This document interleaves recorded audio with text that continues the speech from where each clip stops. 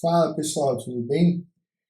Aqui é o professor Thiago, estou aqui mais uma vez então para explicar um pouquinho para vocês sobre o curso de DevOps, a bola da vez.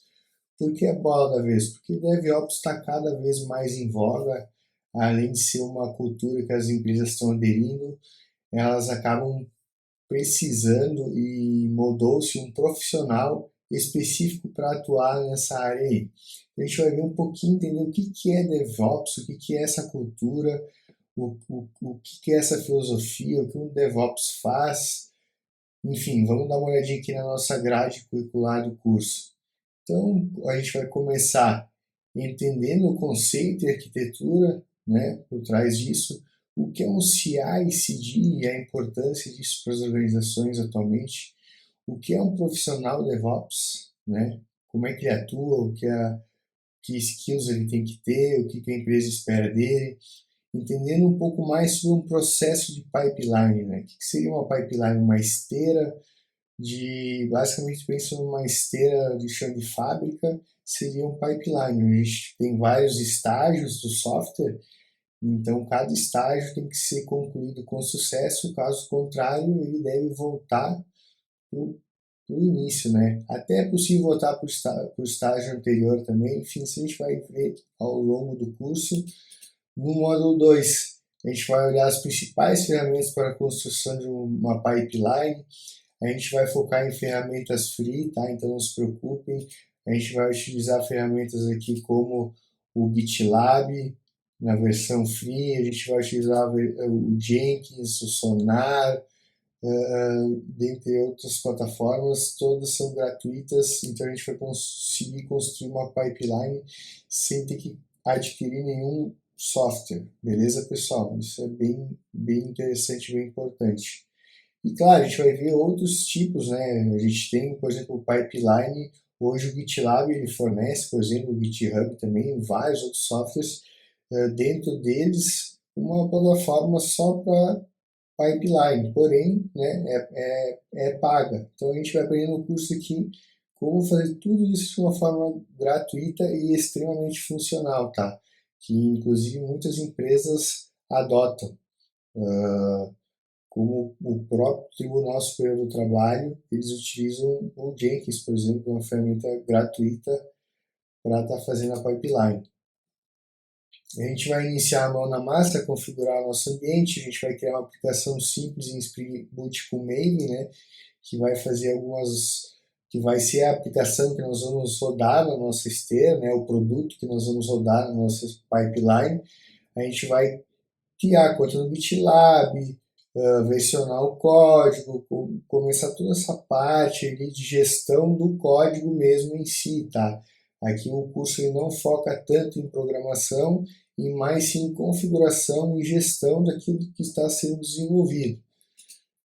No módulo 4, a gente vai configurar o servidor da pipeline, a gente vai configurar as chaves SSL, para que a nossa pipeline ela tenha uma segurança, porque a pipeline ela comunica com vários aplicativos, por exemplo, o Sonar comunica com o Jenkins com o Sonar, o Jenkins comunica com o GitLab, então tudo isso acontece através de chave pública e privada, porque só por usuário e senha é muito pouco, né? Pode ser quebrado na força bruta, então seria uma pipeline insegura. A gente vai aprender como fazer as comunicações entre Jenkins e GitLab e vice-versa. O Sonar, vamos aprender também por que serve o Sonar, como configurar, rodando nossa pipeline, configurando e aprendendo sobre Quality Gates, que é a qualidade e os requisitos mínimos que nosso código tem que ter para poder ser aceito, né? A gente vai aprender a criar testes unitários e validar a cobertura desse código. Ou seja, eu posso especificar que se meu código não tiver 100% de cobertura, ele não passa na minha esteira. Ou seja, o código volta para o programador e ele tem que cobrir 100% dos testes.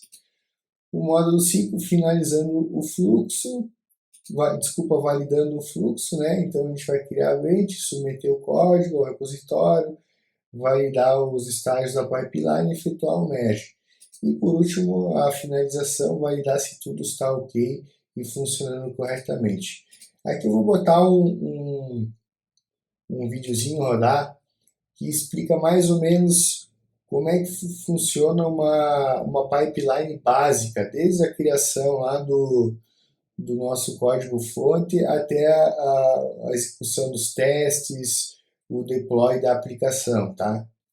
Então vamos botar a rodar aqui esse vídeo explicativo para vocês entenderem um pouquinho melhor. Então aqui a gente está criando uma nova branch, tá? Seguindo o fluxo do Git Flow, que a gente vai aprender no curso também o que significa Git Flow, né? Além do Git, né?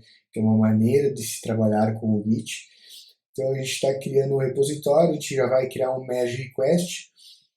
Dentro desse merge request é possível também fazer validações por pares, que a gente vai estar aprendendo também a ver como se faz isso, né? E a gente especifica que esse merge request ele só pode ser aprovado, ou seja, ele só pode ser mergeado para o branch main caso toda a nossa esteira esteja ok. Então ali foi feito aberto esse novo branch, então ele já começa a automaticamente rodar a pipeline, a gente vai ver como configura isso. Aqui eu estou atuando num microserviço, num projeto, um microserviço que calcula imposto de nota fiscal. Eu simplesmente estou atualizando ele, vou atualizar, pegar o nosso hotfix, né, o branch que a gente criou no GitLab. Estou fazendo o checkout dele, vou fazer uma alteração bem esdrúxula aqui, uma alteração que não seria correto fazer. É um exemplo bem esdrúxulo aqui, mas existem N outros exemplos que poderiam estar acontecendo, que são mais complexos, não são tão evidentes assim de ser identificados, que a nossa pipeline vai identificar. Aqui nesse caso, um exemplo bem simples, a gente vai fazer o commit e o push dessa alteração lá para o GitLab. Então, estou incluindo uma mensagem, enfim. Vai ser feito o commit, né?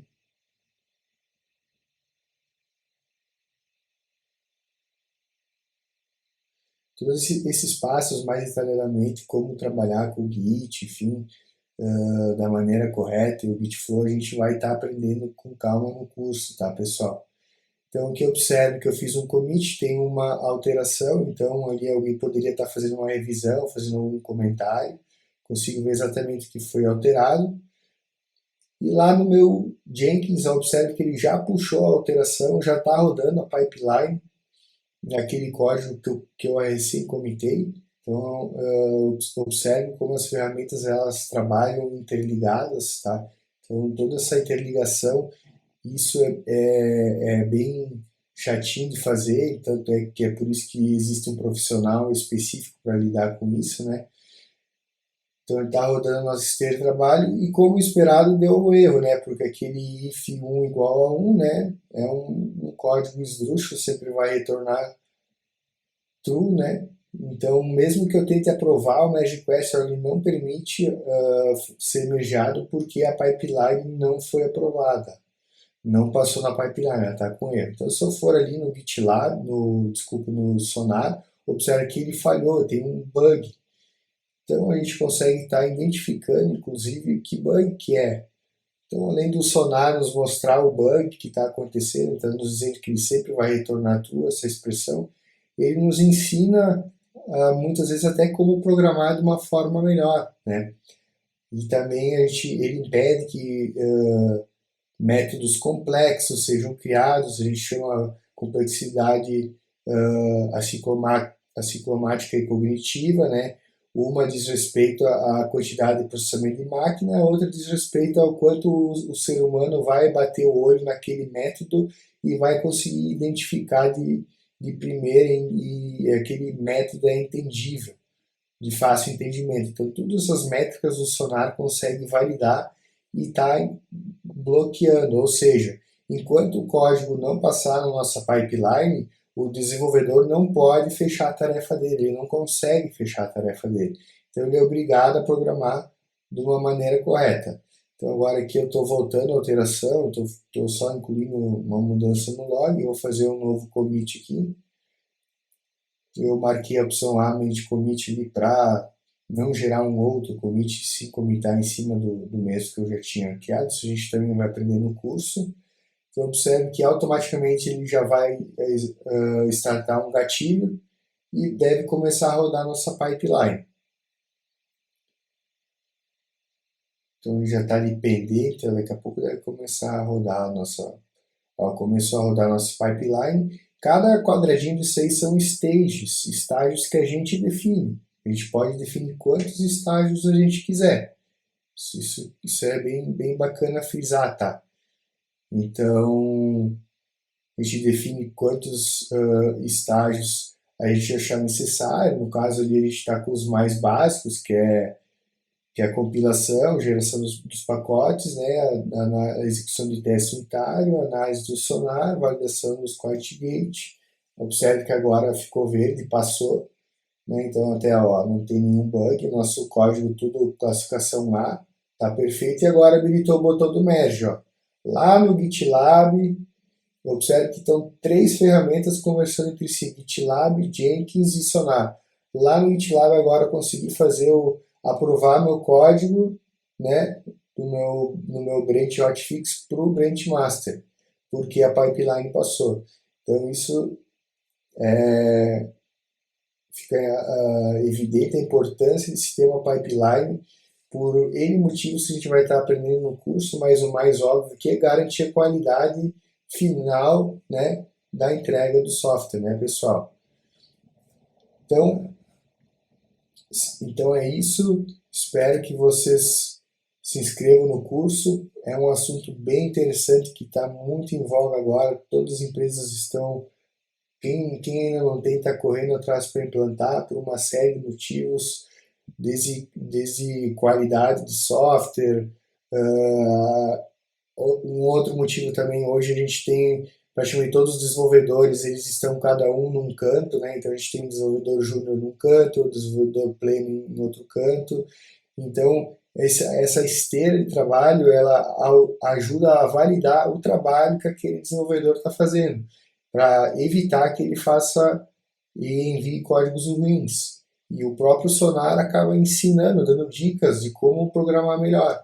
Então, uma N motivos para se ter uma pipeline, né? Outro motivo, por exemplo, granularização de software. Imagina que você tem